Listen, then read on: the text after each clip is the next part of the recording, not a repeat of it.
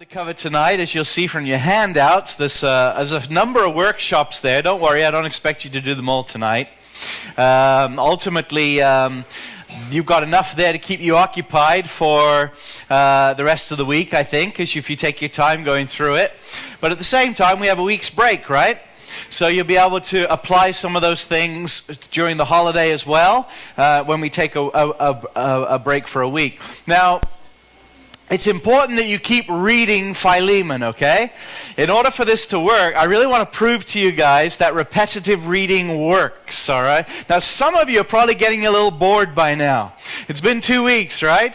And you're reading this is coming up on the third week, and you're reading the same little passage over and over again.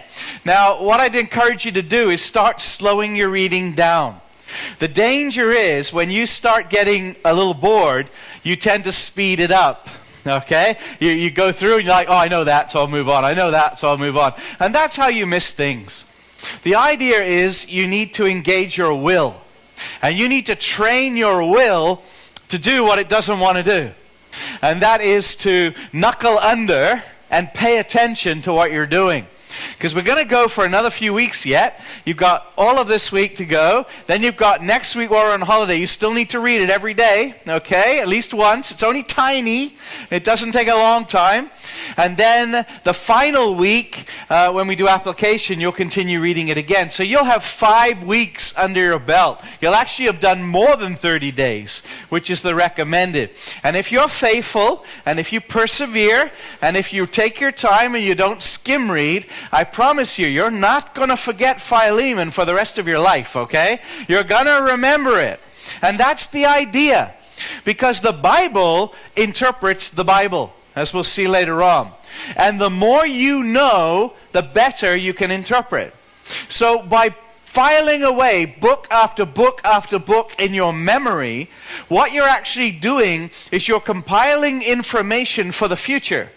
So that when you engage in other books, those books will bring your mind back to Philemon, and Philemon will help interpret other books.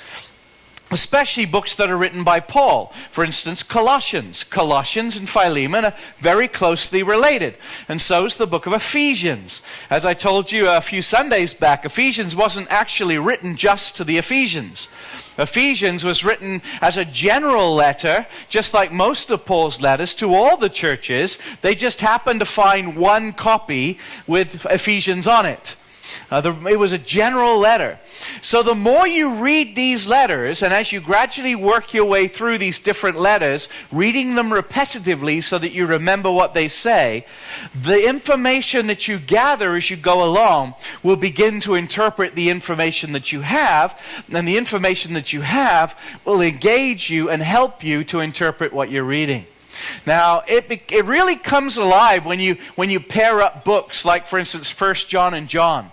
1 John was written so that you can be sure you're saved. John was written so that you can get saved. And they have a lot of common themes between them. And of course, they have the same author. So what do? They begin to interpret each other. And the more you're willing to persevere with this, and the more you're willing to just push through and keep at it, if you work your way through the entire New Testament, I promise you, you're going to be shocked at how much your Bible knowledge has grown. Far more than if you were just skipping through leisurely once a year. All right? You're going to get a lot more benefit out of this. As I said, a lot of the top Bible teachers in the world do this kind of reading. And we're always shocked when we listen to them preach, aren't we? We listen to them, we're always amazed by their knowledge. I mean, I listen to someone like John MacArthur, and I just sit there and I feel like a baby.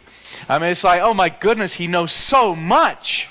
It just blows my mind. But when you think he's been doing that kind of repetitive reading for about 40 odd years, then you begin to realize why he knows so much.